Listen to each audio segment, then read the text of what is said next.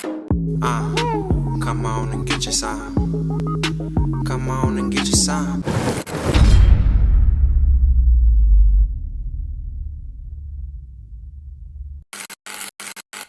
So I made a post last week in regards to the lack of femininity in the modern woman, right? And I had a lot of guys agree, so I hope that they agree with part 2. I think there's a valuable conversation around why the modern woman, so to speak, seems to be behaving in a more masculine than feminine way. And I would assert a lot of it has to do with the lack of masculinity in the modern man. There's a lot of conversation about allowing men to lead.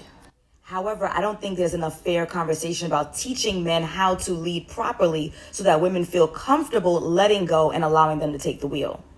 We have a generation of men who are full of excuses, whose parents coddled them, who don't hold their friends and their loved ones accountable when they see that they're doing some bullshit, and then you're surprised when women don't want to follow.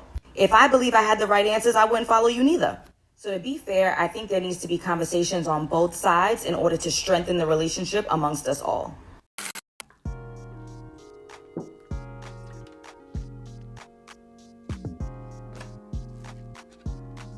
Hold on, I'm gonna get to it.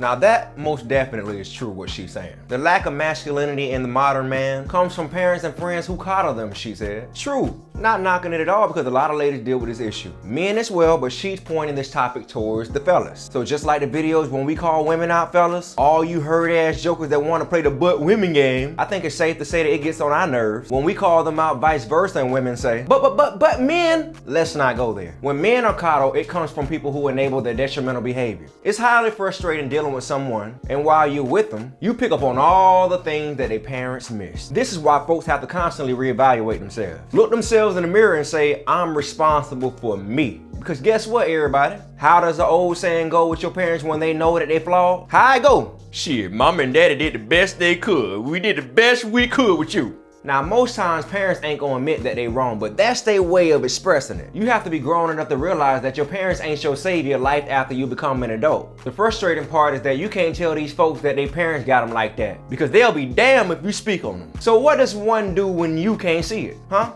And you got family and friends, your inner circle enabling your bullshit.